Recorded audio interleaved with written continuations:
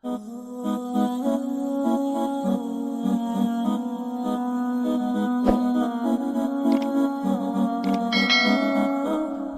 كم أهواها أشتاق لمرآها وأحن. Assalamualaikum warahmatullahi wabarakatuh. Jumpa lagi teman-teman. Nah, baik, di kesempatan kali ini saya akan memberikan tutorial ya, cara install Pi-hole. Namun Pi-hole di OpenWRT ini nanti berjalan jika diinstalnya di Docker teman-teman. Jadi otomatis kita menginstal Docker ya. Nah, buat teman-teman yang menggunakan OpenWRT yang ada AdGuar startnya, sebaiknya dihapus ya. Yang punya AdGuar home-nya dihapus. Kemudian jika DHCP-nya di handle AdGuar, sebaiknya dikembalikan dulu ke OpenWRT teman-teman.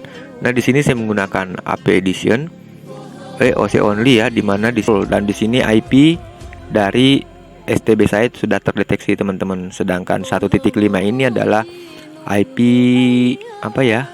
IP Pi-hole-nya teman-teman. Sedangkan IP DNS Pi-hole-nya itu adalah 1.10. Kalau IP-nya Pi-hole 1.5 teman-teman.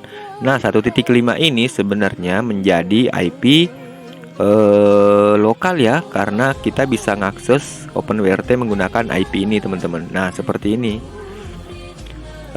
Itu dikarenakan adanya MAC VLAN di sini teman-teman. Nah, ini MAC VLAN yang tadi kita buat jadi seperti ini.